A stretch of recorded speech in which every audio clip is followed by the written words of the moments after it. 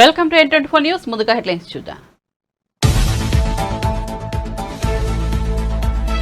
రైతు భరోసా నిధులు విడుదల చేసిన సీఎం జగన్.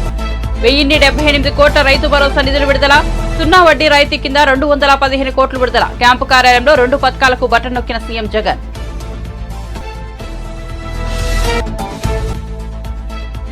వైసీపీకి షాక్. ఎంపీ మాగుంట శ్రీనివాసులరెడ్డి రాజీనామా. ఆత్మాభిమానాన్ని చంపుకోలేననే వ్యాఖ్య. మార్చి తొలి వారంలో టీడీపీలో చేరే అవకాశం.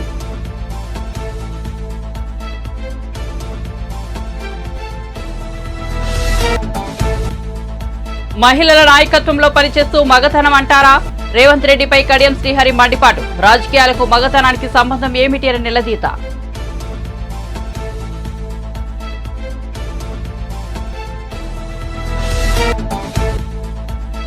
గల్ఫ్ జైలు నుంచి విడుదలైన బాధితులకు కేటీఆర్ పరామర్శ. కేటీఆర్ సార్ సాయంతోనే తాము విడుదలయ్యామని వెల్లడి.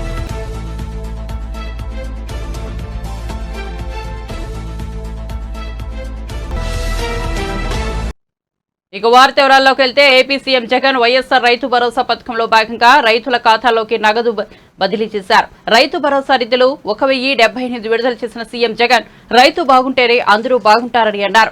గత 57 నెలల్లో రైతు భరోసా రూపంలో 34,288 కోట్లు అందించామని వెల్లడించారు. ఈ పథకం కింద 53.58 లక్షల మంది లబ్ధి పొందుతున్నారని సీఎం జగన్ వివరించారు. తమది రైతు ప్రభుత్వం అని స్పష్టం చేశారు. ఏపీలో 1 హెక్టార్ లోపు భూమి ఉన్న రైతులు 70% మంది ఉన్నారని, అర హెక్టార్ లోపు ఉన్న భూమి రైతులు 50% మంది ఉన్నారని, అలాంటి రైతులకు తాము అందించిన పెట్టుబడి సాయం ఎంతో ఉపకరించిందని తెలిపారు. ఇక అర్హులైన రైతులకు సున్నా వడ్డీ రాయితీ సొమ్మును కూడా విడుదల చేసినట్టు సీఎం జగన్ వెల్లడించారు. 10.79 లక్షల రైతులకు సున్నా వడ్డీ రాయితీ కింద 215.98 కోట్లు విడుదల చేసినట్లు తెలిపారు. ప్రతి అడుగు కూడా రైతన్నలకు మంచి చేసే విధంగా, రైతన్నల పెట్టుబడి ఖర్చు తగ్గించే విధంగా, రైతన్నలకు తోడుగా నిలబడే కార్యక్రమం దిశగా అడుగులు వేశాం. దాదాపుగా 19 లక్షల మంది రైతన్నలు, వారందరికీ కూడా మంచి జరిగిస్తూ 9 గంటల పాటు పగటి పూటే నాణ్యమైన కరెంట్ ఇచ్చే కార్యక్రమం కూడా జరుగుతూ ఉన్నది కూడా ఈ 57 నెలల కాలంలోనే. అసలు మనం అధికారంలోకి రాకమునుపు ఇలా పగటి పూటే రైతన్నలకు 9 గంటల పాటు ఉచిత కరెంట్ ఇచ్చే పరిస్థితే లేదు, అవకాశమే లేదు. ఎందుకనంటే ఫీడర్లలో ఆ కెపాసిటీ లేదు. ఆ ఫీడర్ల కెపాసిటీ పెంచకపోతే ఇది ఇచ్చే అవకాశమే లేదు.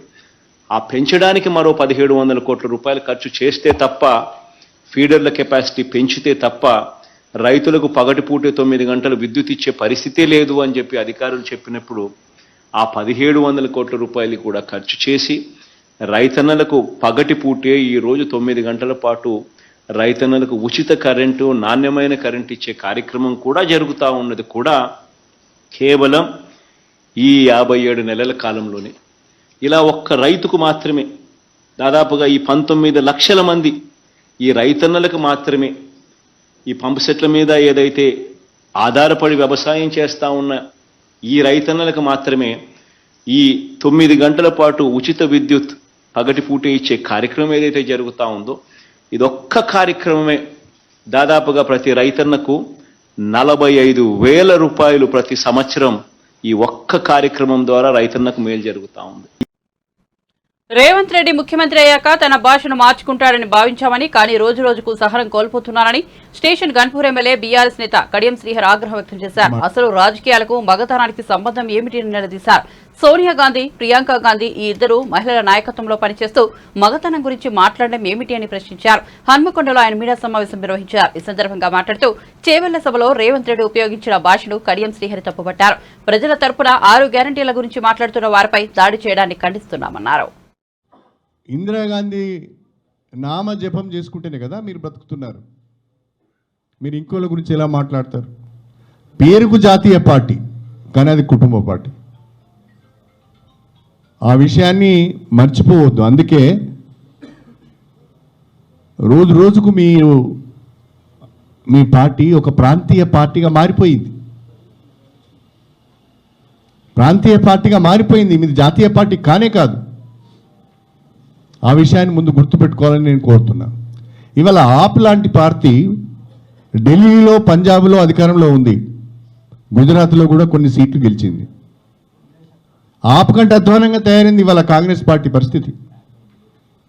రేపటి ఎన్నికల్లో ఏం జరుగుతుందో తెలియదు. అది గుర్తుపెట్టుకోవాలని చెప్పి నేను కోరుతున్నా. ఇంకా దారుణమైన భాష ఏంటి అంటే నిన్న చేవెళ్ళ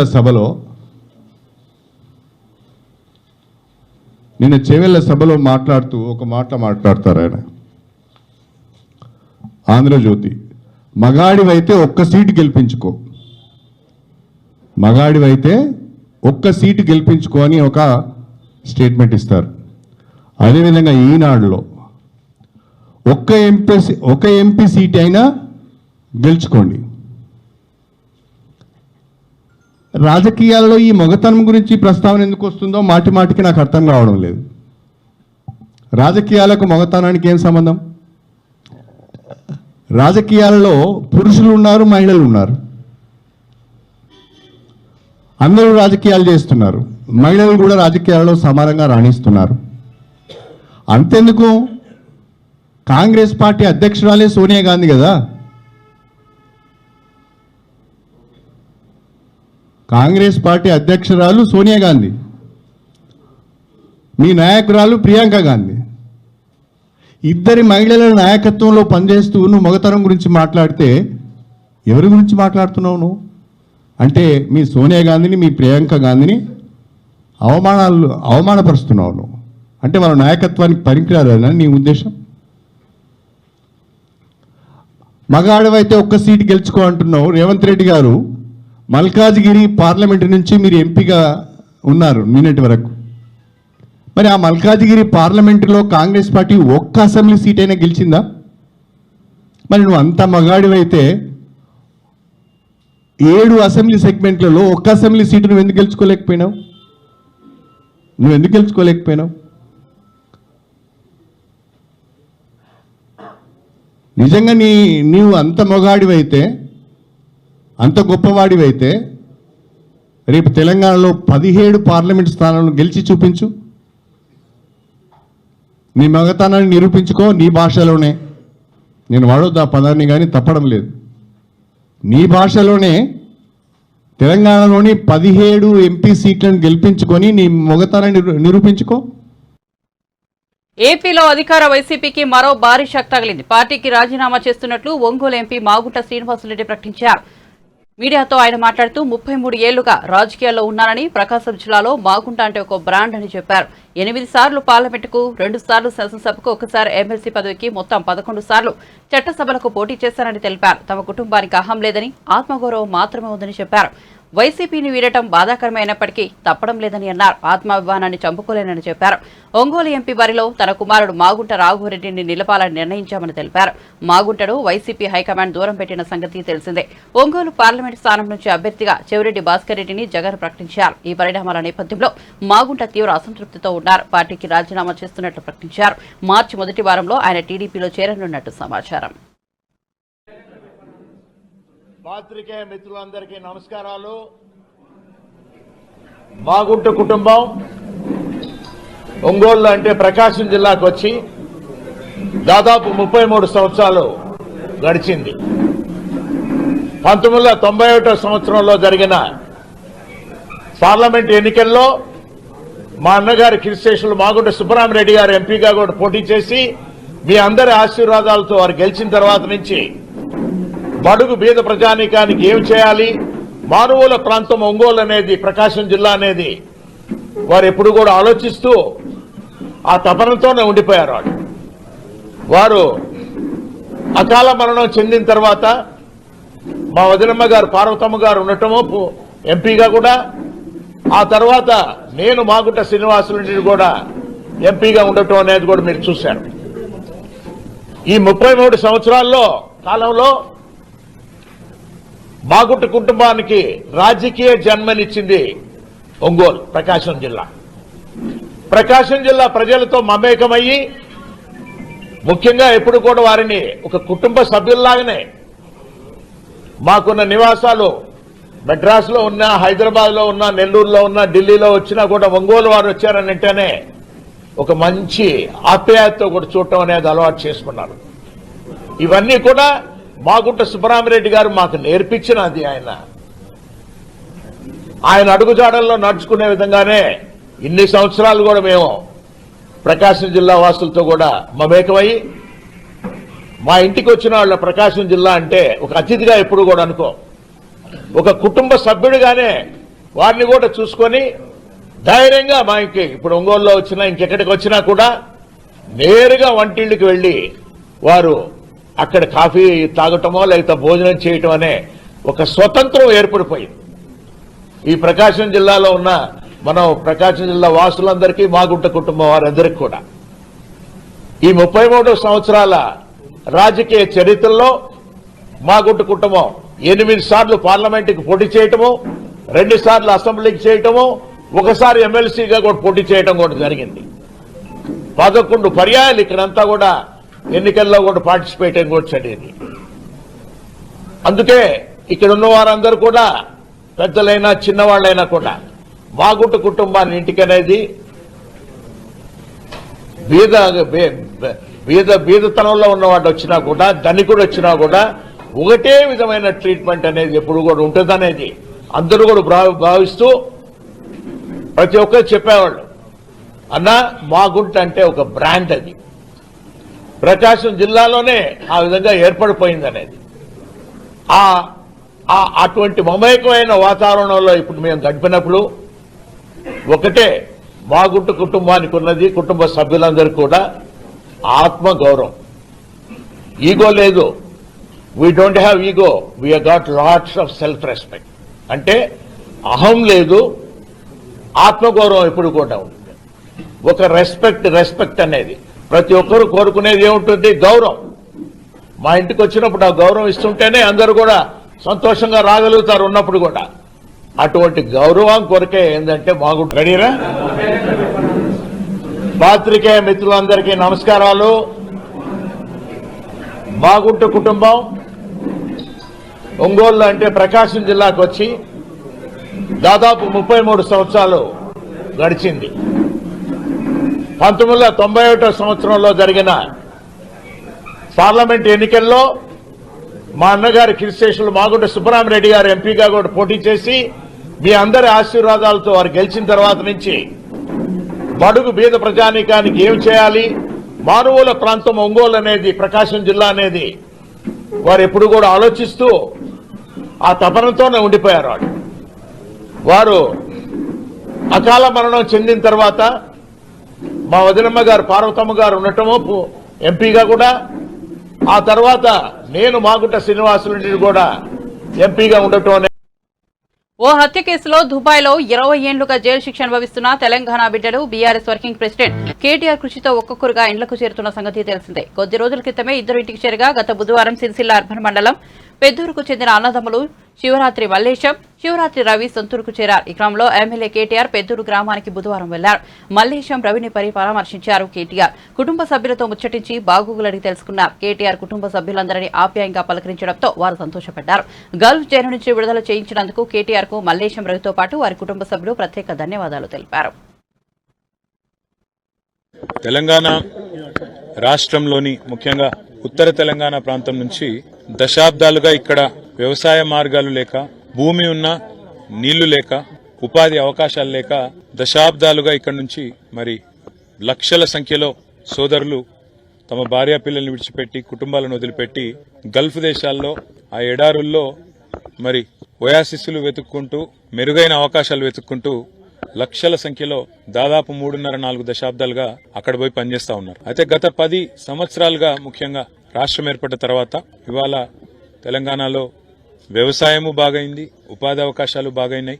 ఆ క్రమంలో అక్కడ ఇబ్బందులు పడుతున్న మా సోదరులు ఎవరైతే ఉన్నారో గల్ఫ్ లో తమ భార్య పిల్లల్ని కుటుంబాలకి దూరమయ్యి ఇవాళ ఏదో చేయాలని అక్కడ పోయి ఇబ్బందులు పాలవుతున్న సోదరులు ఎవరైతే ఉన్నారో వారందరికీ ఈరోజు మా సిరిసిల్ల సోదరులు 4 ఎవరైతే దేశంగాని దేశం పోయి భాష రాక ఇబ్బందుల్లో పడి చివరికి జైలు పాలయ్యి 18 ఏళ్లు తమ కుటుంబాలకు దూరమైన సోదరులు ఉన్నారో వారి జీవితమే మీకు ఒక గొప్ప ఉదాహరణ అనే మాట నేను మీకు విజ్ఞప్తి చేస్తా ఉన్నా. ఎందుకంటే వాళ్ళ అన్ని అవకాశాలు ఇక్కడ పెట్టుకొని ఎక్కడికో పోయి మనం ఇబ్బందుల పాలయ్యి అనవసరంగా కుటుంబాలకు దూరమయ్యి తెలియని దేశంలో ఇరుక్కుపోయిన దానికంటే మన దేశంలో మన దగ్గరే మన పిల్లలతో మన కుటుంబాలకు దగ్గరగా ఉండి ఇక్కడ ఉండే అవకాశాలు వెతుక్కోవడంలో ఉండే ఆనందంగాని ఇంకోటి కానీ ఎక్కడ ఉండదనే మాట కూడా నేను విజ్ఞప్తి చేస్తూ ఇక్కడ మా సోదరులు 4 సిరిసిల్ల నియోజకవర్గం ముఖ్యంగా సిరిసిల్ల జిల్లా వేములవాడలో ఒకరు, జగిత్యాల నుంచి మరొకరు, అదేవిధంగా సిరిసిల్లకు సంబంధించి 3, మొత్తం కలిపితే 5 సోదరుల్లో 4 తిరిగి వచ్చినారు. చాలా సంతోషం. నేను దాదాపుగా ఇక్కడ మా స్థానిక నాయకులు ఆనాడు తౌటి నాగభూషణం గారు అనే ఒక రిపోర్టరు, తర్వాత బాలు కాయితీ అనే మరొక రిపోర్టరు, 2 సోదరులు కూడా ఈ విషయం నా దృష్టికి తీసుకొచ్చి, అన్న మన వాళ్ళు ఇబ్బందుల్లో ఉన్నారు, మీరు వారిని విడిపించేదానికి మీ ప్రయత్నం చేయండి అంటే, ఆనాడు మేము అధికారంలో లేము. 2011-12 ఆ ప్రాంతంలో మొదటిసారి ఈ అంశం నా దృష్టికి వచ్చినాడు అధికారంలో లేము. కానీ సిన్సియర్గా ప్రయత్నం చేసి నేపాల్ దాకా పోయి ఒక 15 లక్షల రూపాయలు ఆనాడు బ్లడ్ మనీ అంటారు, ఏ కుటుంబం అయితే చనిపోయిందో ఆ కుటుంబానికి పోయి వారి కుటుంబ సభ్యులకు డబ్బులు కూడా కాఠ్మండు దాకా పోయి మందా భీమిరెడ్డి గారు, నారాయణ స్వామి గారు వాళ్ళందరినీ కూడా తీసుకొని పోయి అక్కడ దాకా పోయి ఇచ్చి రావడం జరిగింది. తదనంతరం వారు వెంటనే విడుదలవుతారని ఆశించడం జరిగింది. కానీ దురదృష్టవశాత్తు అక్కడ చట్టాల్లో మార్పులు, కొన్ని ఇబ్బందుల వల్ల మధ్యలో లాయర్లు కూడా అక్కడ చాలా హెల్ప్ చేసినారు.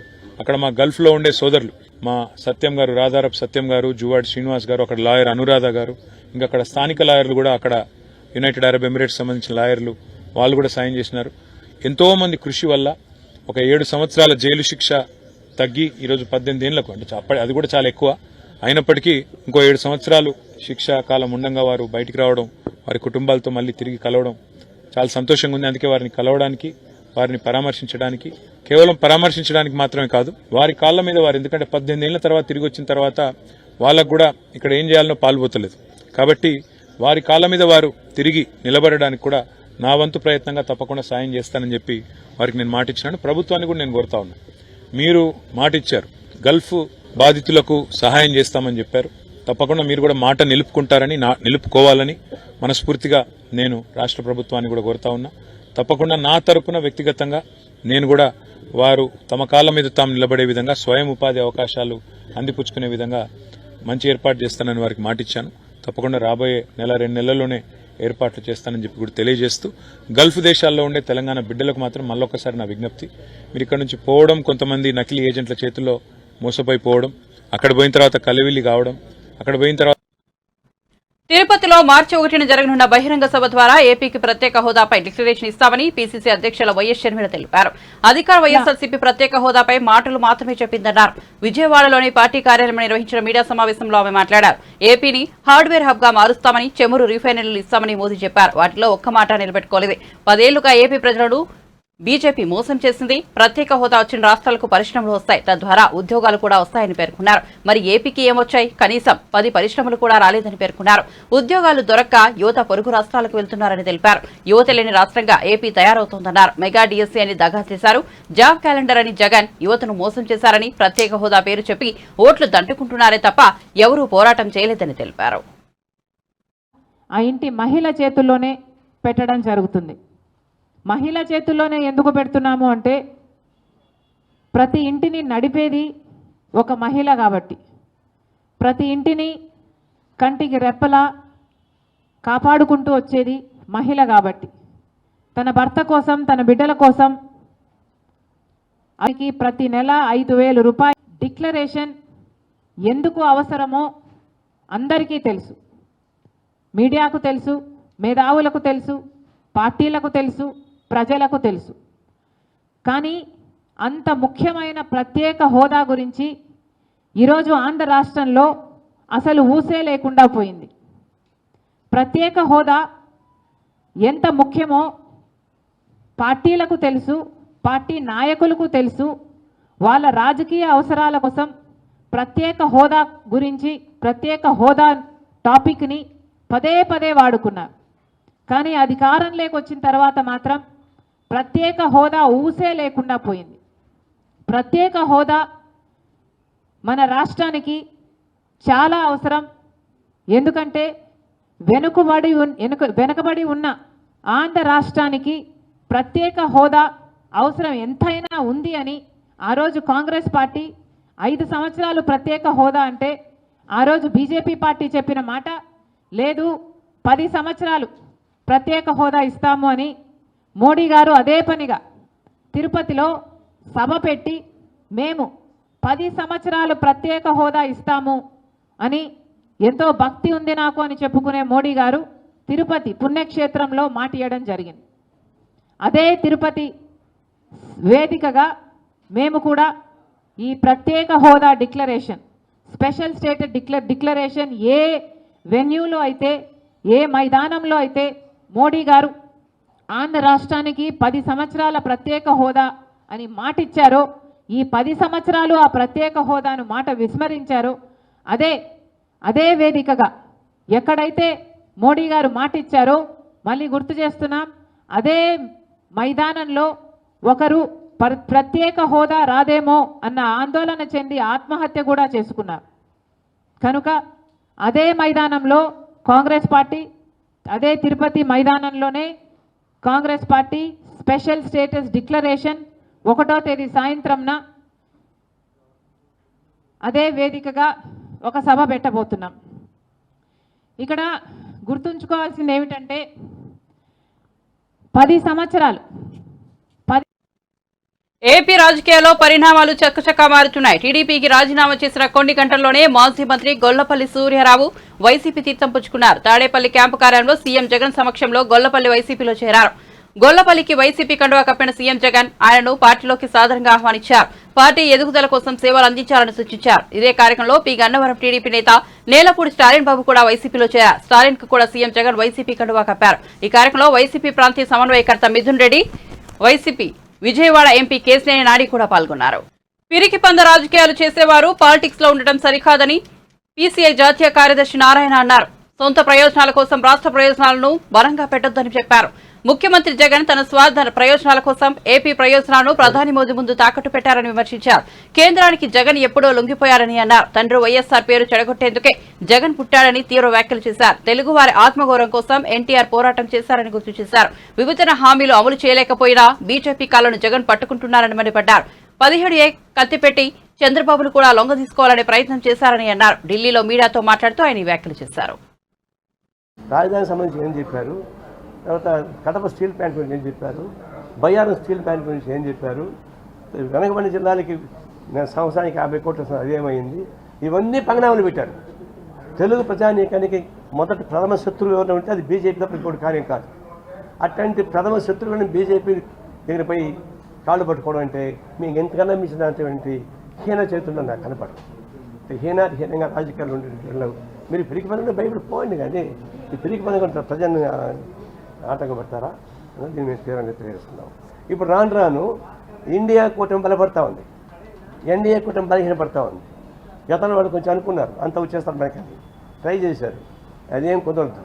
ఇప్పుడు అటు మమతా బెనర్జీలో అక్కడ మార్పు వస్తూ ఉంది. మమతా బెనర్జీ మాతో కలవాల్సిన పనిలే, బీజేపీకి అయితే కూడా చాలు మాకు. అట్లాగే కేజ్రీవాల్ కూడా భయపడకుండా నిలబడ్డారు గట్టిగానే. అట్లే జైలుకు పోయినా సరే జార్ఖండ్లో ఉన్న వాళ్ళు గట్టిగా నిలబడుతున్నారు. ఇప్పుడు యూపీలో ఉన్నటువంటి మార్పులు వస్తూ ఉన్నాయి. బీహార్లో ఉన్నటువంటి నితీష్ కుమార్ పోయినా కూడా ఇండియా కూటమిని బలపరిచే పద్ధతుల్లో జరుగుతున్నాయి. క్షేత్ర పంపిణీ జరుగుతుంది. ఇప్పటికే 4 సీట్లలో సిపిఐ అభ్యర్థులు ప్రకటించింది. అందులో వాయనాడులో Annie Raja all India women federation general secretary yes Annie Raja ఆమె పేరు. ఆమె దాదాపు కరోనా వైఎస్ జగన్ ఇద్దరు కూడా పోటీపడి పరమానంద శిష్యులైతే అయితే పరమానంద కాళ్ళు పట్టుకొని గుర్తు చేసి మా పాస పట్టుద్దాం అని చెప్పేసి నేను చెప్తున్నాను. ఇప్పుడు రేపు 1వ తేదీ తిరుపతిలో కాంగ్రెస్ పార్టీ కమ్యూనిస్టులు కలిసి పెద్ద బహిరంగ సభ పెడతా ఉన్నాం. అక్కడ ప్రత్యేక హోదా సంబంధించినటువంటి అంశం పైన, అట్లాగే విశాఖపట్నంలో ఒక సభ పెట్టబోతున్నాం, అమరావతి ఒక సభ పెట్టబోతున్నాం. కాంగ్రెస్ సిపిఐ సిపిఎం కలిసి ఇప్పటికే ఒక అవగాహనకు వచ్చింది.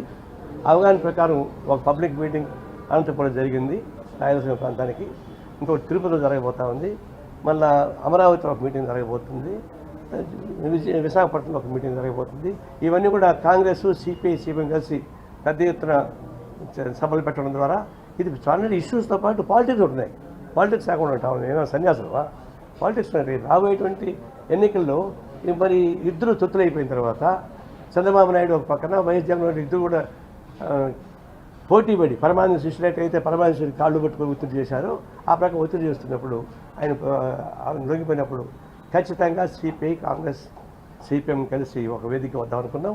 సీట్ల పంపిణీ తర్వాత చేసుకుంటాం. ఇప్పటికైతే ఆంధ్రప్రదేశ్లో ఒక రాజకీయ మార్పు రావడానికి ఉపయోగపడే పద్ధతిలో ఒక ప్రయత్నం చేస్తున్నాం. అది సక్సెస్ అవుతుందని చెప్పి మాకు చెప్తాము. మా పాస చేవెళ్ల బహిరంగ సభలో ముఖ్యమంత్రి రేవంత్ రెడ్డి చేసిన వ్యాఖ్యలను బీఆర్ఎస్ నేత బాల్కసుమన్ ఖండించారు. తెలంగాణ భవన్లో బుధవారం ఆయన మీడియాతో మాట్లాడారు. చేవెళ్ల సభలో సీఎం మాట్లాడిన భాషను ఖండిస్తున్నామని పేర్కొన్నారు. కాంగ్రెస్ 6 గ్యారంటీల హామీలను నమ్మి ఓట్లు వేస్తే ప్రజలకు శటకోపం పెట్టారని విమర్శించారు. కాంగ్రెస్ ఇస్తామని చెప్పిన గ్యారంటీలు 90 లక్షల రేషన్ కార్డుదారులకు వర్తింపజేయాలని డిమాండ్ చేశారు. 1,5 లక్షల ఇళ్లకు 200 యూనిట్ల వరకు ఉచిత విద్యుత్ ఇవ్వాలన్నారు. రాహుల్ గాంధీని ప్రధాన అభ్యర్థిగా ప్రకటిస్తే కాంగ్రెస్ పార్టీకి కనీసం ప్రతిపక్ష హోదా కూడా రాదని ఎద్దేవా చేశారు. కాంగ్రెస్ ప్రభుత్వం వచ్చాక జరిగిన చెల్లింపులపై శ్వేతపత్రం ఇచ్చే దమ్ముదా అని ప్రశ్నించారు. మీరు అధికారంలోకి వచ్చాక ఏ కంపెనీలకు డబ్బులు చెల్లించారు, గుత్తేదారులకు చేసిన చెల్లింపులపై శ్వేతపత్రం ఇవ్వగలరా అని నిలదీశారు. అర్హులైన వారికి వెంటనే రైతు బంధు ఇవ్వాలన్నారు. మెగా డిఎస్సీ వేయడంతో పాటు నిరుద్యోగులకు భృతి ఇవ్వాలని డిమాండ్ చేశారు. ఎన్నికల్లో కొడంగల్ అసెంబ్లీ సీటుకు మీరు పోటీ చేసినప్పుడు ఆనాడు ఎమ్మెల్యేగా ఓడిపోతే రాజకీయ సన్యాసం తీసుకుంటున్నావు. ఎమ్మెల్యేగా ఓడిపోయిన వెంటనే మళ్ళీ మల్కాజ్గిరి ఎంపీకి పోటీ చేసిన 3 నెలలు తిరగకముందే. అదేవిధంగా జిహెచ్ఎంసీ ఎన్నికల్లో మా ప్రభుత్వం వచ్చిన కొత్తలో జరిగినటువంటి జిహెచ్ఎంసీ ఎన్నికల్లో ఆనాడు బీఆర్ఎస్ పార్టీ సొంతంగా మేయర్ స్థానాన్ని కైవసం చేసుకుంటే రాజకీయ సన్యాసం అన్నావు. బీఆర్ఎస్ పార్టీ ఆనాడు 99 సీట్లు సాధించి మా మిత్రపక్షం మజ్లిస్ పార్టీతో కలుపుకొని బ్రహ్మాండంగా ఆనాడు మేము మేయర్ డిప్యూటీ మేయర్ స్థానాల్ని కైవసం చేసుకున్నాం. మళ్ళా నువ్వు మాట తప్పినావు. ఏదో ఎన్నికలలో మస్తు మాట్లాడతాం గవర్ని పట్టించుకుంటారు, ఎన్నికల సందర్భంలో మాట్లాడే మాటలని మళ్ళా నువ్వు మాట తప్పినావు.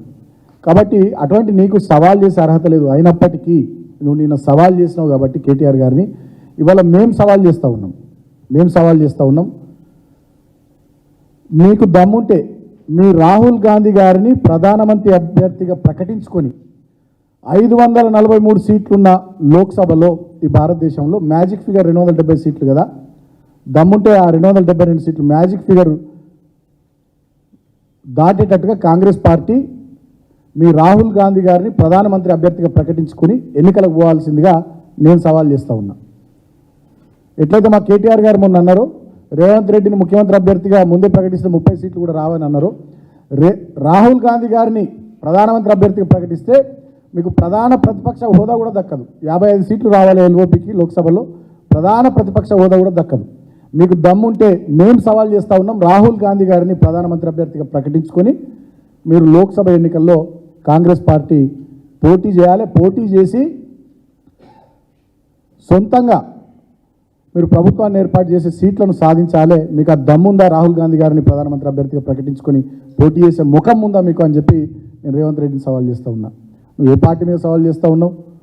తెలంగాణను తెచ్చిన పార్టీ, తెచ్చిన తెలంగాణలో 2 సార్లు అధికారాన్ని చేజిక్కించుకొని బ్రహ్మాండంగా ప్రజల కోసం పనిచేసిన పార్టీ. అటువంటి పార్టీ మీద, అటువంటి నాయకుని మీద నువ్వు సవాల్ చేసే ముందు 1-2 సార్లు ఆలోచించుకోవాలని చెప్పి నేను రేవంత్ రెడ్డికి హితవు పలుకుతా ఉన్నా. ఆయన మాట్లాడితే ఏమంటాడు, మేము మంచి పనులు చేస్తున్నాం మమ్మల్ని ఓడతలేరు అంటాడు. అసలు నువ్వు ఏడ మంచి పని చేస్తున్నావు? మొత్తం అబద్ధాల పనులు, భూత పురాణాలు, ఇది తప్ప మంచి పనులు ఎక్కడ ఉన్నాయి నీ దగ్గర? బులెటిన్ ముగించే ముందు హెడ్లైన్స్ మరోసారి చూద్దాం. రైతు భరోసా నిధులు విడుదల చేసిన సీఎం జగన్. 1078 కోట్ల రైతు భరోసా నిధులు విడుదల. 0 వడ్డీ రాయితీ కింద 215 కోట్లు విడుదల. క్యాంపు కార్యాలయంలో 2 పథకాలకు బటన్ నొక్కిన సీఎం జగన్.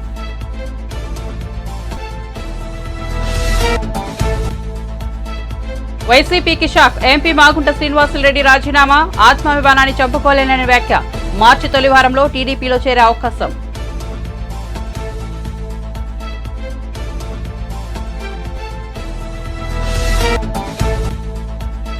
మహిళల నాయకత్వంలో పనిచేస్తూ మగతరం అంటారా? రేవంత్ రెడ్డిపై కడియం శ్రీహరి మండిపాటు. రాజకీయాలకు మగతనానికి సంబంధం ఏమిటి అని నిలదీత.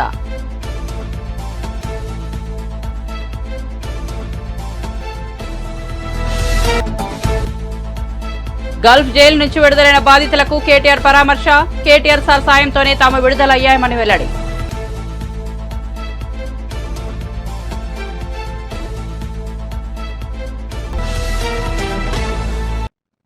మరిన్ని అప్డేట్స్ కోసం చూస్తూనే ఉండండి N24 న్యూస్.